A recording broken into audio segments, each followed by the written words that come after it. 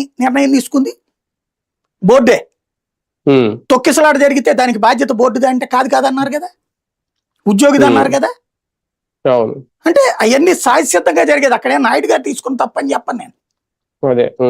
ఇప్పుడు 3 రోజులే టోకెన్స్, ఆ తర్వాత అంతా ఫ్రీ లైన్ అన్నారు. మరి 3 రోజులు టోకెన్స్ ఎందుకు ఉండాలి? ఇది పాలక మండలి తీసుకున్న నిర్ణయమే కదా, భక్తులందరికీ అవకాశం ఇచ్చేయాలి కదా. మరి ఇది నిర్ణయం రైటా రాంగా?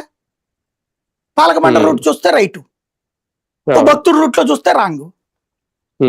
కాబట్టి ఎవరి ఆస్పెక్ట్ వాళ్ళు మాట్లాడుకోవచ్చు.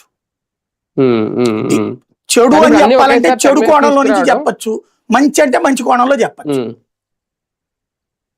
అవును. కానీ ఒకేసారి ఇప్పుడు ఇన్ని ఆరోపణలు చేయడం, ఒకేసారి గత పాలక మండలిలో ఇన్ని అక్రమాలు జరిగినాయి అని తెర మీదకి తీసుకురావడం, ఓకే తీసుకురావడంలో నేను తప్పు పట్టట్లేదు. కానీ ఏదైనా డైవర్షన్ ఇది పరకామణి కేసు వ్యవహారం ఎంత సీరియస్ గా నడుస్తున్న టైంలో ఇవన్నీ తెర మీద తీసుకొచ్చి ఇంకొన్ని రోజులు ఏమైనా కొనసాగింప పొడిగింప?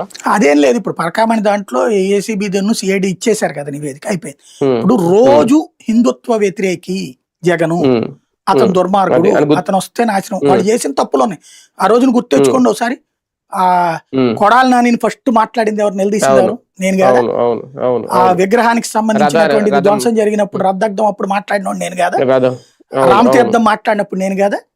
ఫస్ట్ మనం మాట్లాడాకనే వైరల్ అయినాయి, దాని తర్వాత కంటిన్యూ చేశారు మిగతా.